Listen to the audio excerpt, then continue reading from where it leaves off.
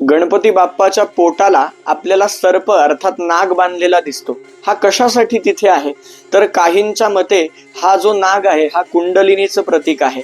त्याचबरोबर मूलाधार चक्रामध्ये गणपती बाप्पा निवास करतात आणि नाग हा विश्वाच्या ऊर्जेचं प्रतीक असतो. ज्याप्रमाणे नाग हा आपली संपूर्ण कात टाकून देतो अर्थात अंगावरची कातडी टाकून देतो आणि पुन्हा एकदा नव्याने त्याचा जन्म होतो, त्यामुळे तो दीर्घायुषी सांगितलेला आहे.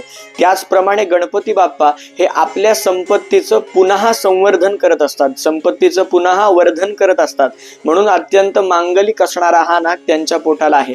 त्याचप्रमाणे दुसरी एक गमतीशीर कथा म्हणजे एकदा गणपती बाप्पांनी भरपूर मोदक खाल्ले आणि इतके मोदक खाल्ले की अक्षरशः त्यांचं पोट फुटायची पाळी आली. पोट फुटून सगळं अन्न बाहेर पडायला लागलं, अशी परिस्थिती आली आणि म्हणून गणपती बाप्पांनी पट्टा म्हणून हा नाग त्यांच्या पोटाला बांधला.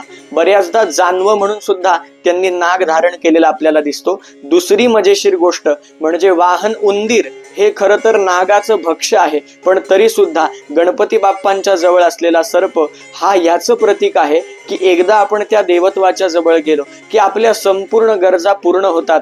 त्यामुळे नागाला सुद्धा उंदराला खायची इच्छा होत नाही आणि उंदराला सुद्धा नागाची भीती वाटत नाही. गणपती बाप्पा मोरया.